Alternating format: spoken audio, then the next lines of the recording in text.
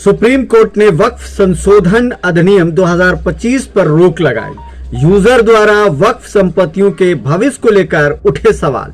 हाजिर में शेख मुजाहिद हुसैन आबादी आरबीसी चैनल के माध्यम से इस वक्त की बड़ी खबर जो देश के लिए एक बड़ा सवाल बन चुकी है, उस पर सुप्रीम कोर्ट ने एक अहम फैसला दिया है जो मैं आज आपके समक्ष रखने वाला हूं। इस आदेश के बाद अवैसी साहब ने क्या कहा है और उमर अब्दुल्ला ने क्या कहा है वो भी आपको सुनवाऊंगा। लेकिन सबसे पहले सुप्रीम कोर्ट ने 17 अप्रैल 2025 को एक महत्वपूर्ण आदेश जारी करते हुए केंद्र सरकार को यूजर द्वारा वक्फ संपत्तियों को डिनोटिफाई करने से रोक दिया। यह आदेश वक्फ संशोधन अधिनियम 2025 के खिलाफ दायर याचिकाओं पर सुनवाई के दौरान आया है। कोर्ट ने यह स्पष्ट किया कि अगली सुनवाई जो 5 मई को होनी है, उस वक्त तक केंद्र को यूजर द्वारा वक्फ संपत्तियों पर कोई कार्रवाई नहीं करनी चाहिए। वक्फ संशोधन अधिनियम 2025 में बदलाव के तहत यूजर द्वारा वक्फ संपत्तियों को लेकर नया कानून लाया गया है। इससे पहले 2013 के वक्फ संशोधन अधिनियम में यह व्यवस्था थी कि अगर कोई संपत्ति धार्मिक या परोपकारी उद्देश्यों के लिए लंबे समय से उपयोग में थी तो उसे वक्फ घोषित किया जा सकता था, भले ही उसके पास कोई दस्तावेजी प्रमाण न हो।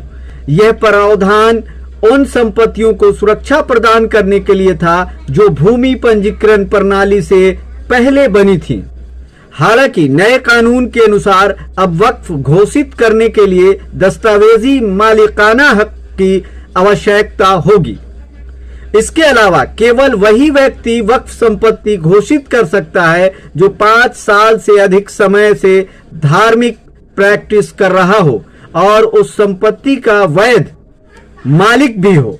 इस बदलाव ने कई पुराने इस्लामिक संस्थानों और विरासत संपत्तियों के अस्तित्व को संकट में डाल दिया है जो भूमि पंजीकरण प्रणाली से पहले अस्तित्व में आए थे।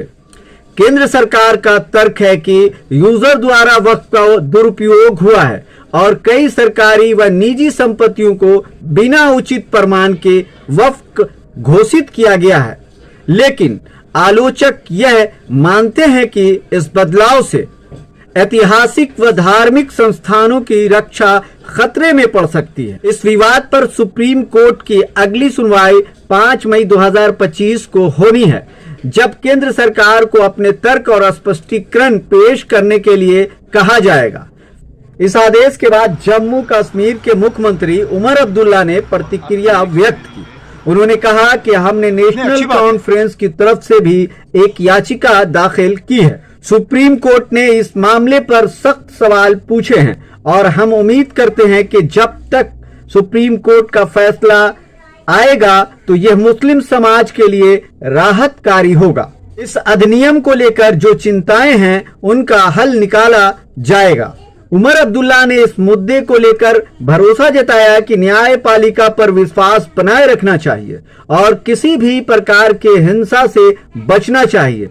उन्होंने मुर्शिदाबाद में वक्फ एक्ट के खिलाफ हुए हिंसक विरोध प्रदर्शन की निंदा भी की और उन्होंने कहा कि हिंसा का कोई स्थान नहीं है, हमें संयम से काम लेना चाहिए और अदालत पर विश्वास रखना चाहिए। जिसमें हमारे कुछ जवान ऑनरेबल एमएलए जो वकील हैं उन्होंने पिटीशन वहाँ पे फाइल किया।